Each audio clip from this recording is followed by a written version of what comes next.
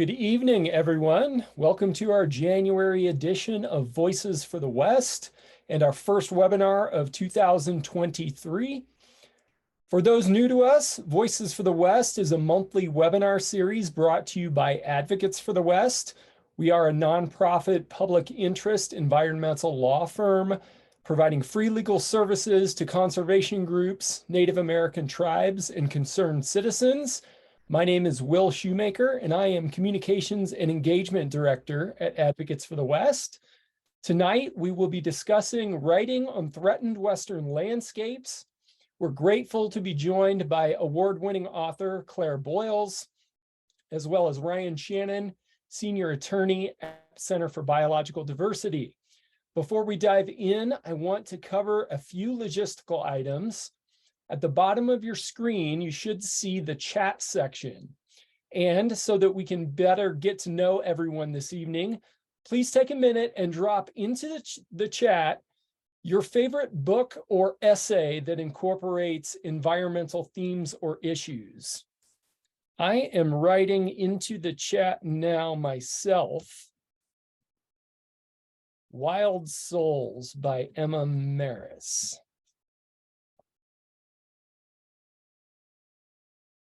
You will remain on mute throughout the course of tonight's presentations. However, we do welcome your questions.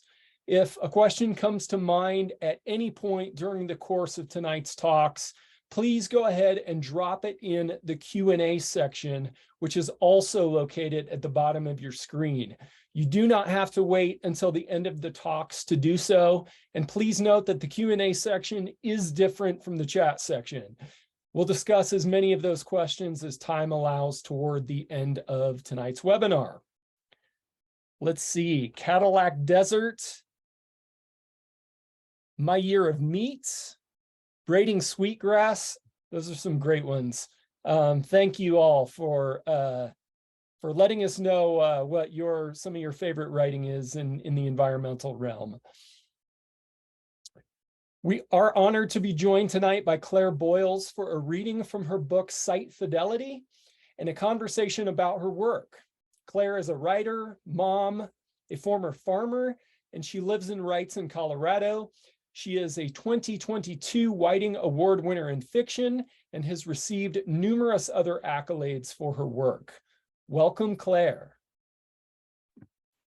Thanks, Will, and thanks for everybody for coming and spending some time learning about the Gunnison sage-grouse. I'm excited for Ryan's presentation, but to start off, I'm going to read from my book, Site Fidelity, which is a collection of 10 short stories, and I'm just going to read a short section from the first story, which is titled Ledgers. And since I'm starting kind of after the beginning, what you need to know is that the main character, Nora, she's an ornithologist who's returned home to Gunnison. Her father, who is a rancher, has had a stroke, and they've sold their ranch to a much younger rancher. And so I'll start from there. The Gunnison sage-grouse have as much to do with the woman I am today as Pop does. In 2000, they became the first new species of bird to be officially recognized in the United States for over 100 years. I was 12 years old. The whole town was talking about them, part of our landscape, part of our character, that kind of thing.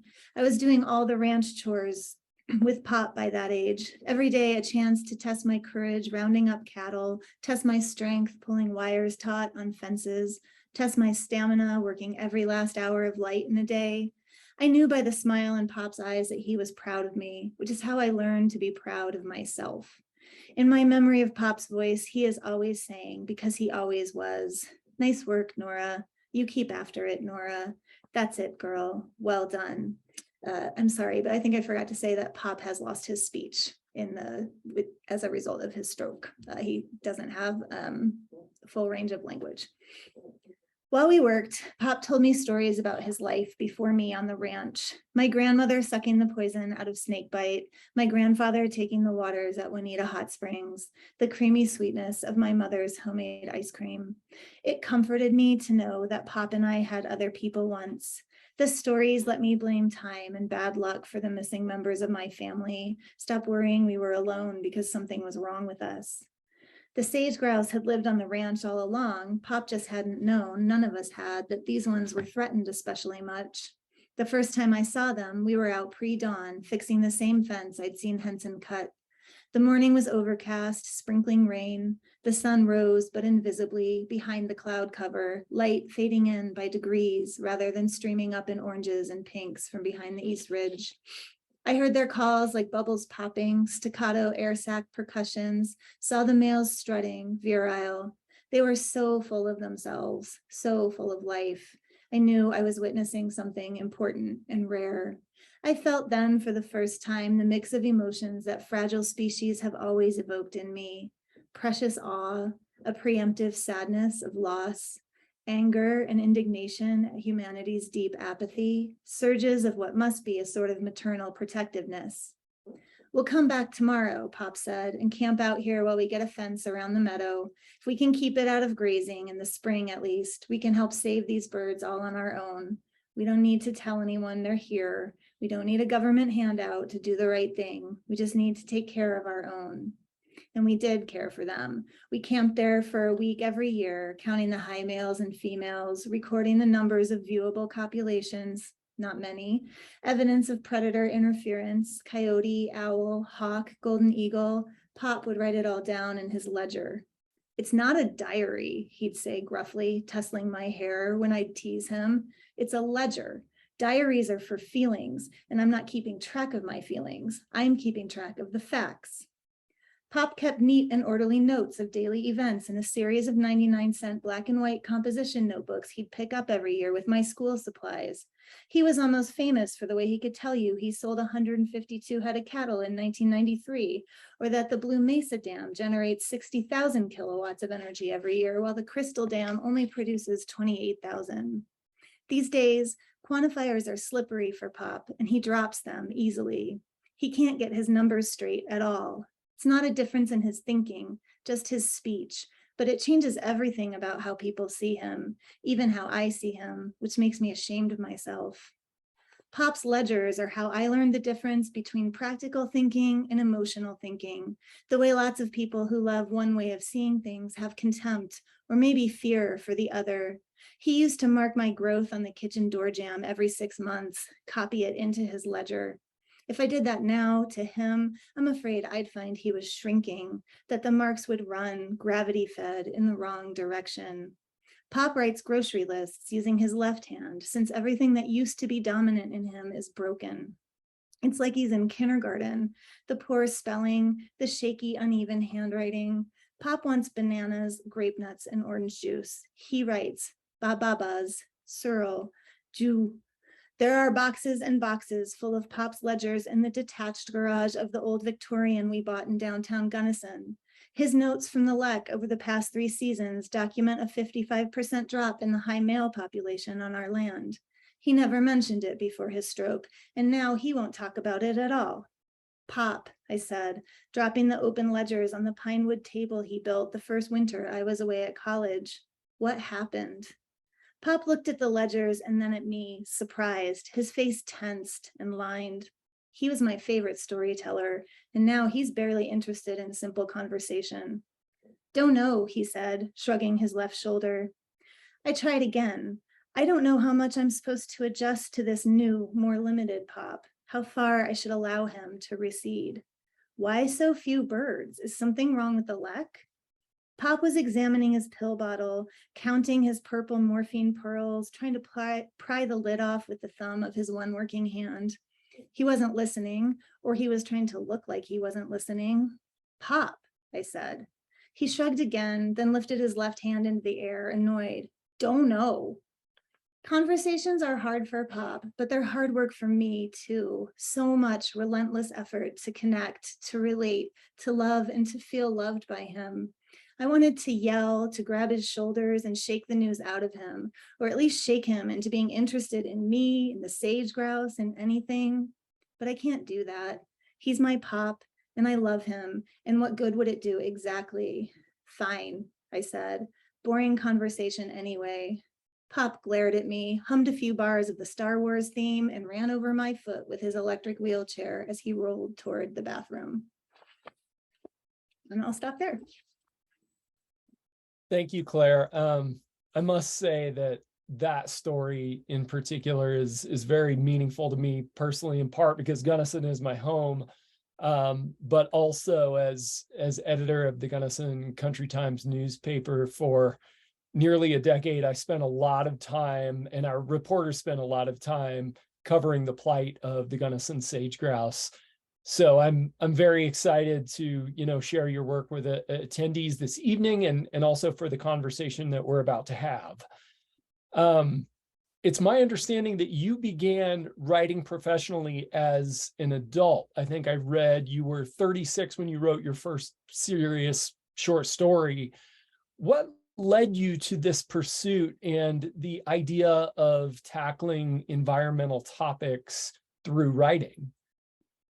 I started writing in 2008, not professionally really, but we had a sustainable farm on the Eastern Plains of Colorado, and I was writing a blog because that's what you did in 2008 to tell our customers about farm life. And it just became a really important daily practice for me. And since I'd always loved reading fiction and writing, I decided to kind of try writing fiction. I didn't intentionally set out to have an environmental focus, but as I started writing the stories and kept going, that's sort of what emerged. And so it did become intentional after that. And it was just really what interested me and what enraged me and what delighted me. And it tended to be a lot about local issues in terms of natural resource management and resource extraction, and how that really impacted the life of people and species and animals that were around places I'd lived and places I loved. And, you mentioned you just obviously decided to go the route of fiction. Why fiction? Or, perhaps phrased differently, what have you found that fiction offers that nonfiction does not? Yeah, I do also write nonfiction sometimes, but I am primarily a fiction writer, and mostly it's because I just enjoy spending time in my imagination. Like, I find it a nice place to live. But in terms of like a story like Ledgers, I wrote the story in the spring of 2016, and I did a lot of research about Gunnison and the water projects and the sage-grouse. And I came to Gunnison, I heard Patrick McGee's lecture, and I went to the lek and observed the Gunnison sage-grouse and went to the public library and did a lot of research there. But I was also, like a lot of people, really interested in what was happening at the Malheur Reserve in Oregon at that time. That was when, that standoff was going on. And one of the things I found really fascinating was that a lot of national coverage centered the response of birders. Like the New York Times had a whole article about the standoff through the lens of ornithologists and birders that spent a lot of time at the reserve.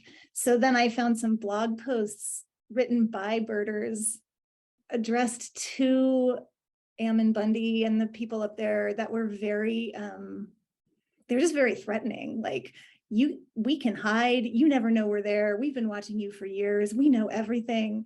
So that, and then this human dimension of fiction. I write a lot about caregiving and families and communication and health challenges.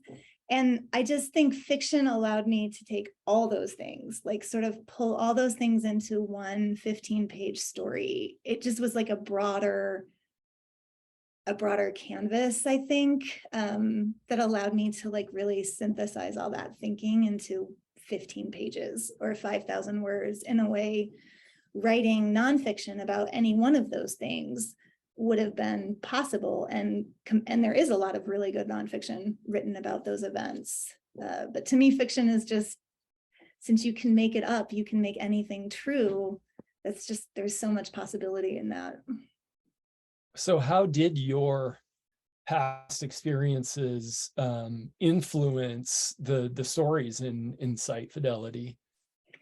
I mean, they're made up. The stories are made up, and the people are made up. Although many of them are based on my grandmother and my great aunts formed the basis of like a few of the characters. But I think the book was really heavily influenced by my time on the farm, our family's time on the farm, and just having to convince people that the way we were growing food had value, maybe even beyond financial value. And watching then the fracking boom that happened in Weld County during the recession. I mean, at one point, with these 20 acres, we were trying to farm organically, and you could just stand in the middle of the field and spin, and there was just flare stack after flare stack after flare stack. We were just surrounded by them, and that wasn't true when we first bought the property. And then also our experience, my family's economic experience of the Great Recession, and also sort of the communal experience of the Great Recession. All of that is very heavily present in Site Fidelity, even though I'm not telling it exactly as it happened. I made up stories to represent those things.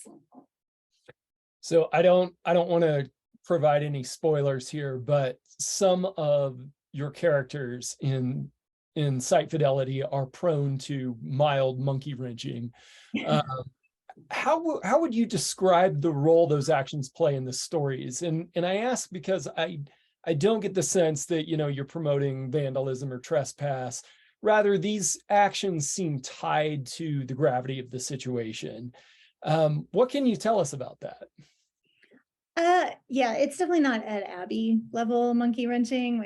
My characters are pretty mild mannered, but I did think I'm interested in how people respond to threats to their local communities, especially when I think we can sometimes feel helpless to solve larger problems, but we see the effects of them all around.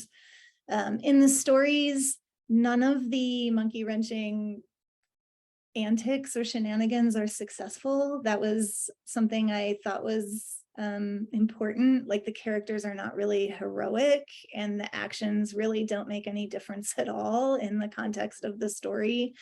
But I think I'm interested in like how people develop a personal sense of a personal ethic of activism, and what people can be driven to do to protect the places that they love. And even if it's just a gesture that ultimately does not really solve any problem or make any kind of difference, it's still sort of, I think it speaks to the characters' sort of individual ethics and personal ethics, or their recklessness in the world, or their sense of self-righteousness. I think that's what I'm exploring in the stories, more than like, any kind of outcome of those acts. So that I guess reminds me of something, and that is that, when I read these stories, they're very rich stories about people. And I think you've kind of hit on that. And yet underlying each of these stories is this strong land or environmental ethic. And so it appears to me that, there's a really strong balance there. And I'm wondering how you maintain that balance. And is it even your intent to do so, or does it just kind of, come naturally in the writing process? It does not come naturally. It comes through a lot of revision. It's a tension I'm always managing. I don't think anyone comes to fiction to like get a lecture about how to save the sage-grouse. So I think that's it's a line I'm always walking in my work, but including the political context and the political background in these stories and the environmental context is really important to me. But I'm really most interested in the emotional experience of it and what it feels like to be alive in the climate catastrophe. How we all have to like raise our kids and go to work and care for aging parents and cook food and exercise, and there's this just like steady drumbeat of possible future collapse in the background. And so I think like my early drafts can be pretty heavy-handed in terms of the environmental or political things I'm thinking about, but it's easy in revision to kind of focus in on that emotional piece, which I think it helps me find the balance that I'm looking for. I hope I can maintain that balance. It's something I work really hard to do. Well, it's very apparent to me in your stories, and to me, it's one of the most enjoyable parts of the stories. You told a little bit about the research that went into ledgers in particular, the research surrounding the Gunnison community, the Gunnison sage-grouse. I'm wondering what drew you to writing about the Gunnison sage-grouse in particular? Why this species as opposed to any other? And, could you give us possibly a little more of some of that, research that went into it? Sure. I actually I was in my MFA classes, and my professor, Camille Dungy, who is an excellent, amazing environmental writer. If you haven't read her work, I would absolutely recommend it. She basically told us, like, go find something you care about and make art. And I had never heard of the Gunnison sage-grouse. I started with bald eagles because, I'm almost 50, and so they were very threatened when I was a kid, and now they're not so threatened. And that research sort of led me to the Gunnison sage-grouse, and then I just kind of became really compelled by that story. And as I said, like, came to Gunnison, did a lot of online research, did a lot of in-person research, just really did. I thought that the collaboration efforts in terms of, like, how it was going to be listed as threatened or endangered, I thought that was really interesting and hopeful. And I think really once you, even with the greater sage-grouse or the Gunnison sage-grouse, like, they're just very charming. Lots of people love them. I think, like, once you discover them, they just kind of, like, they're easy to fall in love with, and then you just want to know more about them. You want them to survive.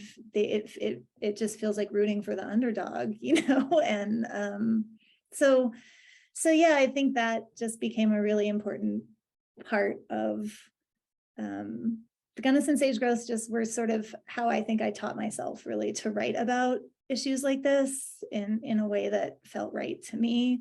And it's really this story, ledgers, and the story of the Gunnison sage-grouse is often when I'm reading in other states or in other settings, I often read from this story, and I often talk about the Gunnison. I give some context about the Gunnison sage-grouse and their population numbers and how they go up and down, and other people are also very compelled by them.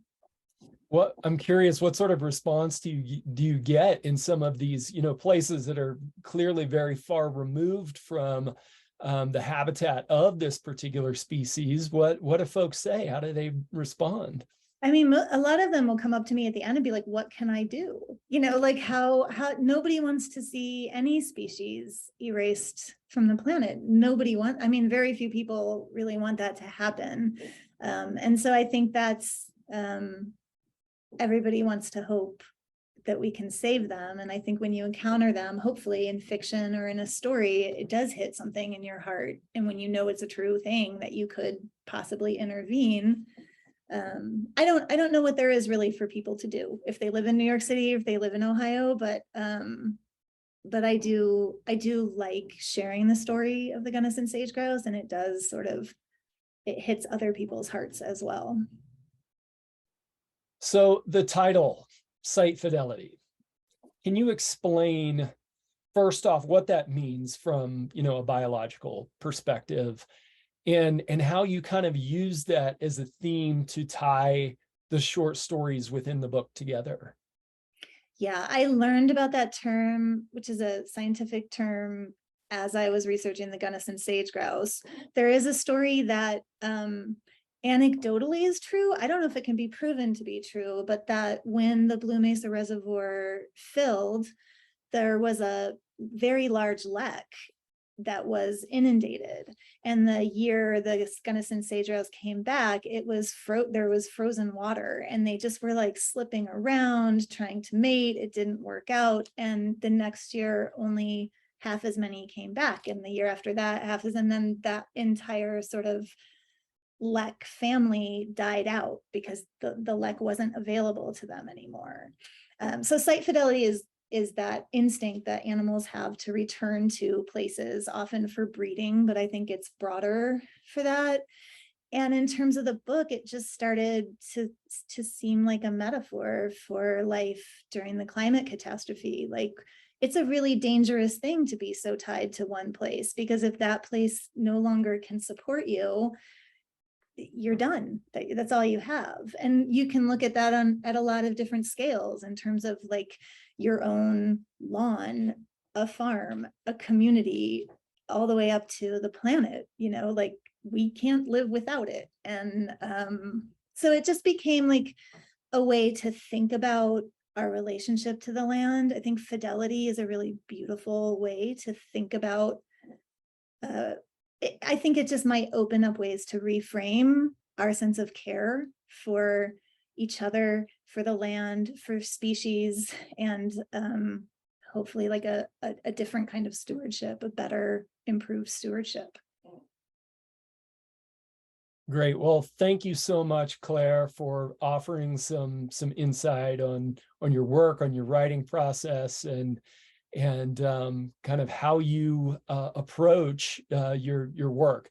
I will say Advocates for the West has in the past filed litigation challenging the adequacy of protections for the Gunnison sage-grouse. That was following the decision to list the bird as threatened. However, since then, others have been much more closely involved in efforts to protect the species, including Ryan Shannon, senior attorney at the Center for Biological Diversity. Ryan works to defend the Endangered Species Act by ensuring that imperiled species receive the protections they need and then enforcing those protections. He has worked on Gunnison sage-grouse issues since 2017. Ryan. Thanks, Will, and thanks, Claire, for sharing that reading. It was really, really powerful. One thing Claire said is that it's not our job to provide a lecture on how to save the Gunnison sage-grouse. So I suppose that's what I'm here to do. So give me just a moment, and I will share my screen and get this started. Yeah, but we're looking forward to your lecture.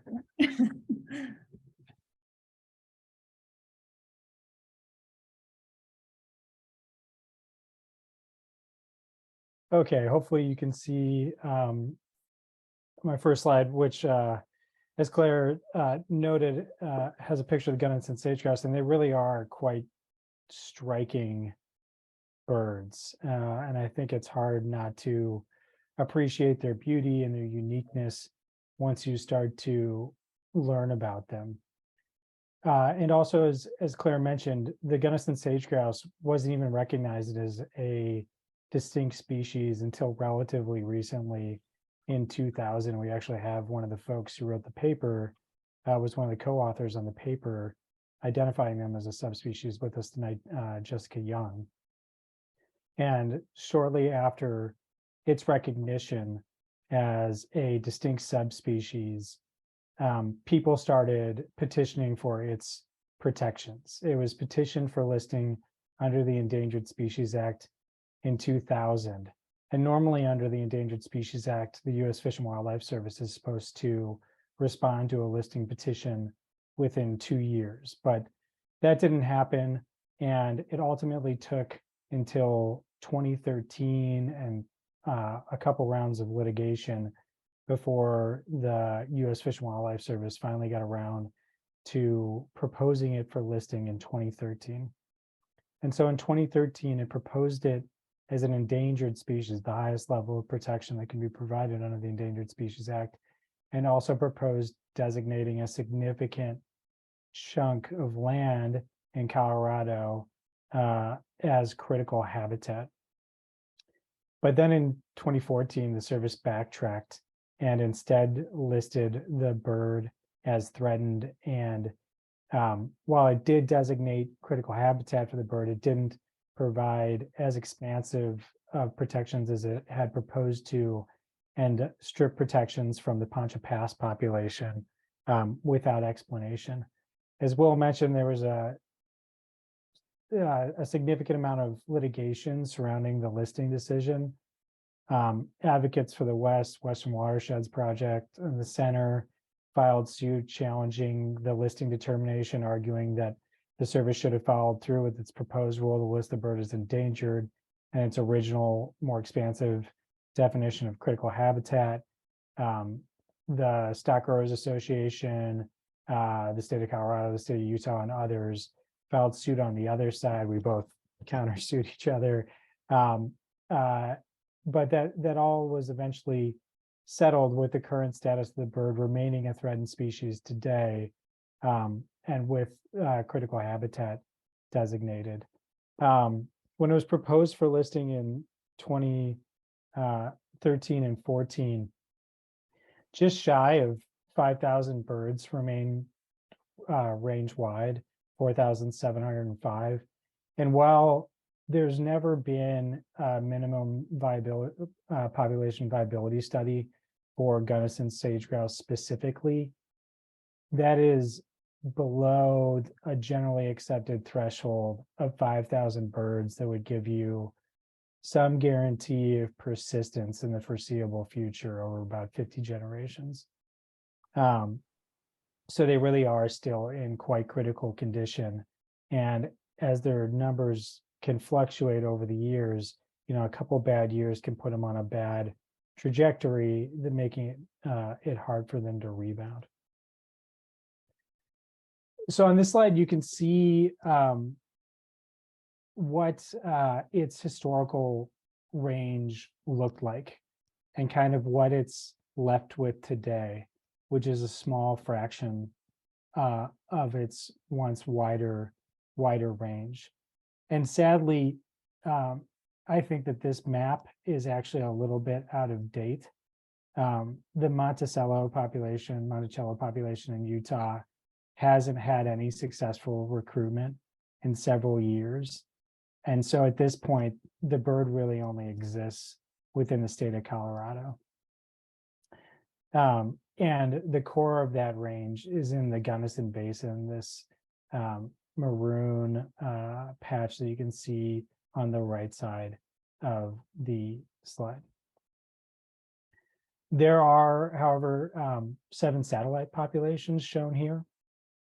And while the Gunnison Basin represents the core of its range and its largest population, and really the one that is keeping the species afloat, these satellite populations are going to be critically important for the species' long-term chances at survival and recovery.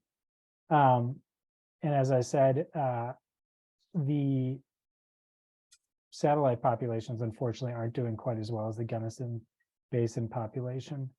The Monticello population hasn't had any recruitment in the last several years, and some of the other satellite populations, like the Dove Creek population, are also in dire straits. And so, because the species numbers fluctuate, what we tend to look at, rather than any one given year's high male counts and total population counts, it's more indicative to look at the 3-year running average high male count, because it kind of can account for some of the natural fluctuations that would occur in the population. And you can see that it has gone through several dips, with a particularly bad one in 2019. In 2019, there was a particularly bad winter, and the Gunnison Basin population crashed. It was down about 40%. There was less than 400 males counted in the Gunnison Basin. And we were really worried at that point that this species was truly standing on the brink of extinction. Thankfully, it's rebounded a little bit since then, and there's reason to be hopeful.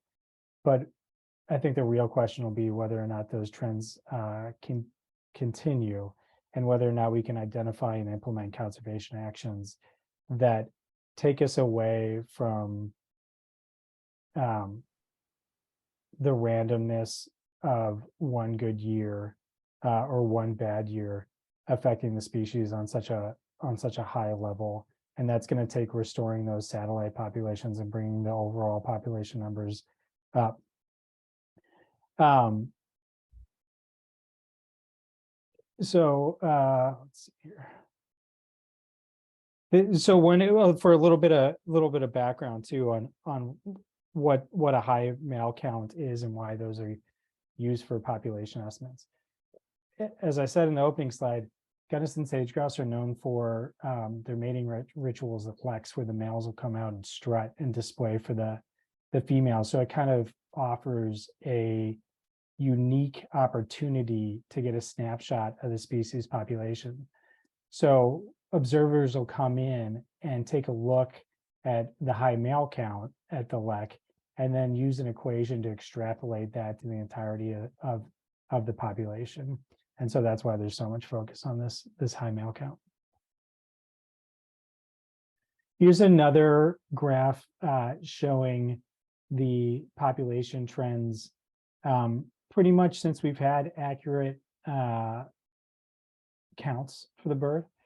And as you can see, the satellite populations have kind of waxed and waned, but as we've gone through the years, at this point, the outside of the San Miguel and Pinon Mesa population, and to a lesser extent Pacha Pass populations, the others are not doing well at all. They're isolated, they face numerous threats, and while they once were receiving influxes of birds from the Gunnison Basin population, relocated birds from the Gunnison Basin population, they no longer are today.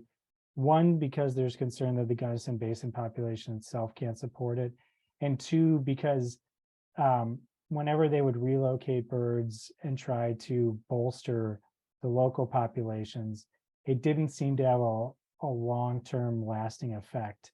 And so there was concern that, absent understanding why that's the case, what's going on in the actual habitat that's not allowing the bird to flourish in those areas, it wasn't a good idea to continue bolstering those satellite populations with influxes from the Gunnison Basin population. So at this point, like I said, the birds really no longer found in Utah, and Colorado Parks and Wildlife, who does the lek counts every year, hasn't counted any birds in either the Dove Creek population or the Sierra Summit Sims Mesa population. So one of the outcomes of the listing litigation was an agreement for the U.S. Fish and Wildlife Service to develop a recovery plan for the species. And I'll start by saying that I don't think that the recovery plan is ambitious enough. And I don't think that the goals set out in it are enough to ensure the birds' long-term survival and recovery. I think we need to be more ambitious. But what it did do is set out a vision to create 4 resilient populations and improve habitat in the 3 other satellite populations. And so the keys to achieving that vision was to ameliorate threats, commitments to increase quality and quantity of habitat, and stronger regulatory mechanisms. And then they tiered it out a bit. And then their first priority was going to be to conserve existing habitats, especially habitats that have occupied critical habitat and active leks, and to preserve suitable habitat within 4 miles of the leks in all populations. That 4-mile buffer is kind of a buffer that we use to estimate impacts from things like oil and gas drilling and the like.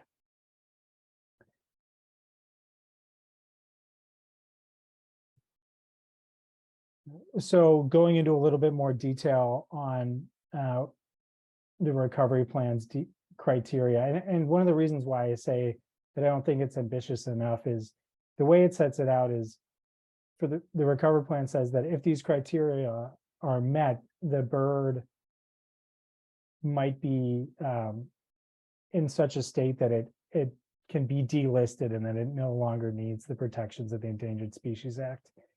And I don't think that that's true, because I think that even if we are able to meet these goals, which would be an improvement on the bird's current situation, it still will be relatively vulnerable and still hovering just around that 5,000 bird threshold. And to see a fully recovered Gunnison sage-grouse, I think we'd want to see the restoration of all the satellite populations, strong conservation measures in perpetuity, and multiple years of high male counts really exceeding population thresholds. But they set targets for 4 populations to be maintained in 7 out of 9 years before they considered delisting. Set a target of 752 for the Gunnison Basin, 62 for San Miguel, 29 for Pinyon Mesa, 41 for Crawford.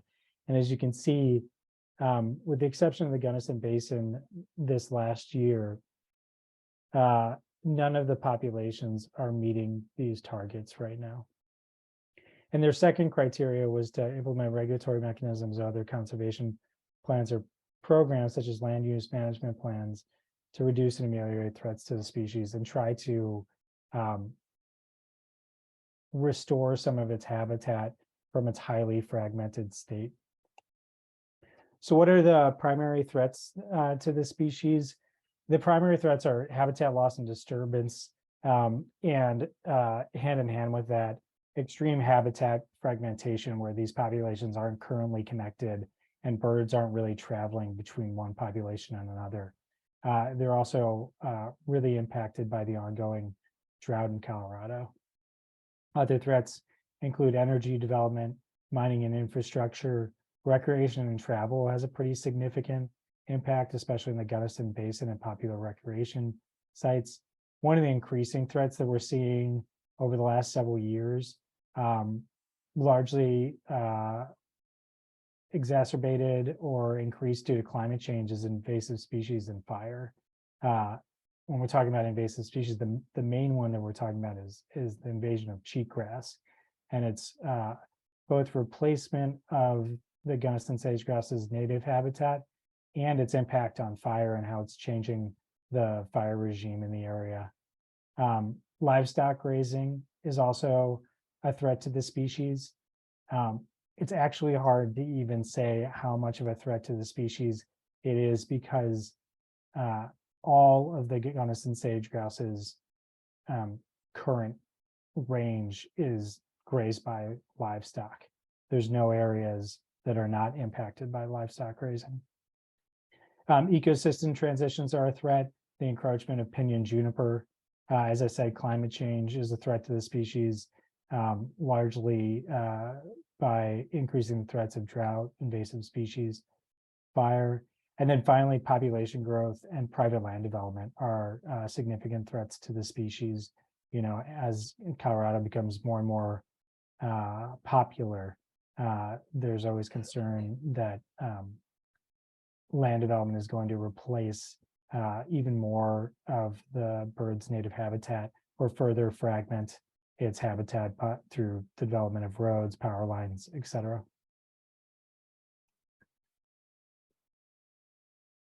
So this slide's a little bleak, and it is the U.S. Fish and Wildlife Service's own projections of how things will go in the foreseeable future if we maintain the status quo, if we increase conservation, or if we decrease conservation. If essentially, actually, if we keep the same conservation measures, but the threats the species faces increase. And as you can see, as we go forward in the future, the picture looks more and more bleak for a lot of the satellite populations, and it's really only the Gunnison Basin population that remains. And I think that this is probably actually a pretty optimistic view of the Gunnison Basin's population status, unfortunately, because it doesn't take into account certain things like increased likelihood of stochastic risk, random risk like wildfire. But what it does show is that increased conservation is incredibly necessary for the Gunnison sage-grouse's survival and recovery, and is necessary if we want to ensure that this bird is still around for the next generation to enjoy. So I think some of the things to keep an eye out for in the upcoming future are a couple of big documents that are going to govern a lot of the Gunnison sage-grouse's range. One is the updated forest plan, the GMUG forest plan, that is on track to be published in the summer of 2023. And once published, there'll be an opportunity for public notice and comment. There'll be a chance for the public to file objections to the forest plan if the protections in it aren't stringent enough for the Gunnison sage-grouse. And around the same time, BLM will also be completing a range-wide planning amendment that hopefully is going to contain significant new protections for the Gunnison sage-grouse in the form of ACEC protections in areas of critical environmental concern. But those designations are really only as good as the conservation measures that are included in that plan. And so we'll be pushing the BLM to adopt the stringent measures necessary to ensure the species survival and recovery. So I think that keeping the pressure up on those federal agencies to do the right thing and really work towards the Gunnison sage-grouse's recovery are going to be critical in the next few years. So that's all I have as far as a presentation goes, but I'm hoping that we can have a broader conversation, or I can try to answer any questions folks have. All right, thank you, Ryan. We do have time for some questions and answers, and we do have a question here in the Q&A section. As a reminder, if you do have any questions, feel free to drop them in the Q&A. We'll get to as many as we can here in the next 12 or so minutes. First question is the bird flu affecting current populations? And I'm going to add to that a little bit, Ryan. If it's not currently, could it? So I haven't heard any information that it's currently impacting Gunnison sage-grouse populations. And I honestly do. So I am an attorney. I'm not a scientist. And so I only know what the scientists tell me. And I am not sure if the bird flu could make the jump to Gunnison sage-grouse, or at least, bird flu from domestic chickens or something like that. So I'm not sure, honestly. You had mentioned the backtrack that took place on the part of U.S. Fish and Wildlife Service in originally suggesting that, the bird was deserving of endangered listing status, and then, ultimately that protective status becoming threatened. What happened? Why? Unfortunately, I think the answer is largely political pressure. I think that there was a fear that endangered listing would lead to significant restrictions, fairly or not. And so there was talk of a legislative rider that was going to strip the U.S. Fish and Wildlife Service of the authority to list the bird full stop. And I think that political pressure largely kowtowed the agency ultimately into listing the bird as threatened. A question here for Claire. Claire, I love how you reach a wider population through fiction. Do you have a publisher or find one interested in bringing these important issues to the mainstream in a gentle, proactive way? I mean, I really think in climate fiction and environmental writing is, I think that's something many publishing houses and editors and humans are interested in reading. Some of it is more based in the present moment or the past, like Site Fidelity is sort of like what is happening now that we are maybe not dealing with very effectively, as Ryan has made clear in his presentation. But there's also a lot of, like dystopian future novels that are looking at like what will happen if we don't address these things. So I think actually there's a fairly wide audience for climate related fiction and environmental fiction right now. My publisher has been wonderful, but they're sort of, they'll publish they publish all sorts of things. It's not like an environmentally focused press or anything like that. There are smaller presses that do focus on such things, but I think really overall these are stories I think people want to read and want to engage with and want to tell right now. Thank you, Claire. Next question. It seems that conservation easements are needed pronto. Are there land trusts actively targeting these lands? Are the feds dedicating money for such easements? Yeah, so we have been actively pushing the feds to dedicate more money to permanent conservation easements for quite a while now. And there is some hope that there is money for it. There was a significant allocation in last year's budget to BLM to implement conservation measures for the Gunnison sage-grouse, and some hope that some of that will go to permanent conservation easements. I also know that San Miguel County wrote a letter advocating for similar protections from the BLM. So here's hoping. I think that permanent conservation easements are probably some of the best things that we can do for the bird long term, and are a good return on investment. But we'll have to see if BLM agrees.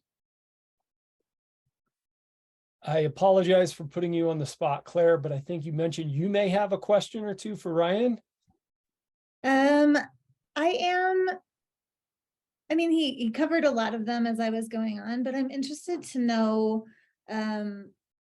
like what do you think in the list of threats to the sage-grouse, and especially in like 2019 and 2020, what was it about those years that made the population drop so dramatically? And what do you think has helped it rebound in the years that since then? 2019 was a really tough winter, and really affected elk turnout the following year.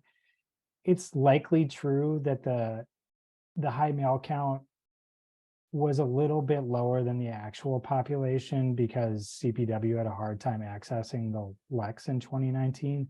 But regardless, the population really took a hit, even if you assume that there's a little bit of human error involved in the population count. And I think one of the things that we don't know is exactly why the species has rebounded since then. And I think on a personal note, one of the actions that I would love to see is to set aside as a conservation easement or something else some of the areas surrounding the largest remaining leks in the Gunnison Basin and maybe in some of the stronger satellite populations, and set them aside from all impacts so that we can actually study the Gunnison sage-grouse devoid from impacts like livestock grazing, which we just haven't been able to date.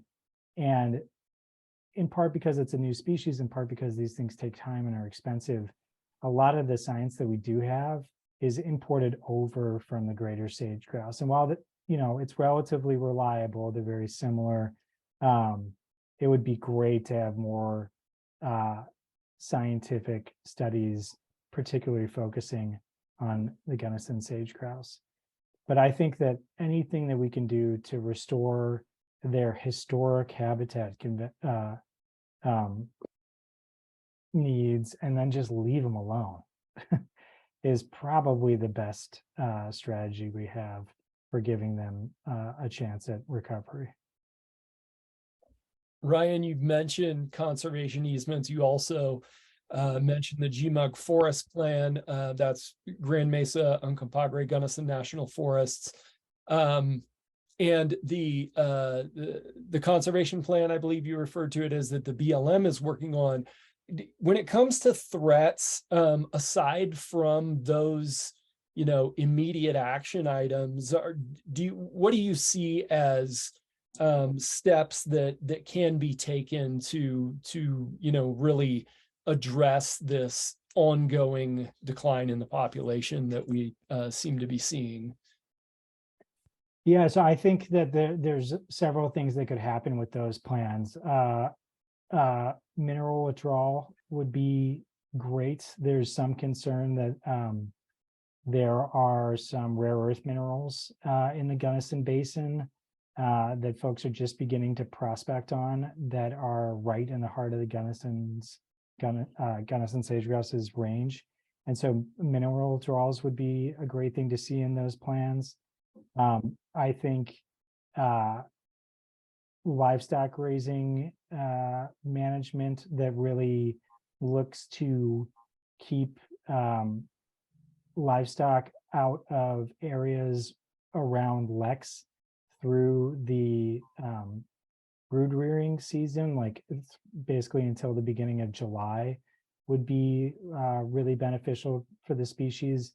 Right now, cows can be on there as early as mid-May, and there's significant evidence showing that they are harmful to the species.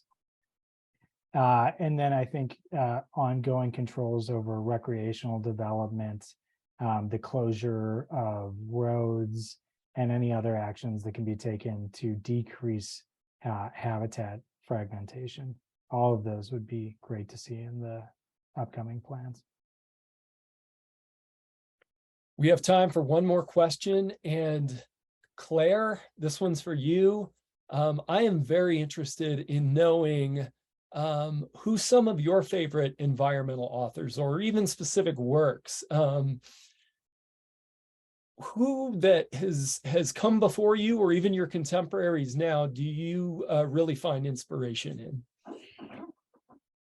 And I mean, I read really widely in terms of fiction, like outside of environmental fiction. And I think one thing, having with my background in agriculture, I'm often reading a lot of agricultural related books that I think really, because I think agriculture has such an impact on climate, that they're related, even if they're not like really dealing with climate like specifically. So one story collection I would really recommend right now is called Gordo by a writer named Jaime Cortez, and it's set in the Salinas Valley of California and in a work camp for Latino workers in agricultural settings. And it's funny, it's sad, it's delightful. It's I would really recommend that. Rachel Carson was really influential to me, and Willa Cather have been very influential to me as well. And like I put in the comments, Ruth Ozecki's book, My Year of Meats, which really looks at industrial agriculture and how we raise meat and the impacts it has on human bodies and human cultures. It's a really rich and fascinating book. So off the top of my head, those are the ones I can think of right now. Happy to put together another. If you want to email me, you can email me. I'll send you a bunch more. All right. Well, thank you, Claire, and thank you, Ryan, for your inspiring talks this evening. And thank you to our attendees for gracing us with your presence. The important conservation work that groups like Advocates for the West and the Center for Biological Diversity is doing is made possible thanks to supporters like you who are with us tonight. If you feel inspired, we hope you will give a gift to us to help us continue this important work. Additionally, you can learn more about Claire and her work at claireboyleswrites.com. I will also include that link in a follow-up email that I will be sending that includes a link to the recording of tonight's webinar as well. Please feel free to share it far and wide with folks who you think might be interested in our work. We also hope that you will join us on February 22nd for our next Voices for the West webinar. We will be discussing the Central Idaho Dark Sky Reserve and the importance of dark sky protection. Stay tuned for more details in the weeks ahead. With that, I hope everyone has a wonderful evening. Good night, everyone. Thank you all.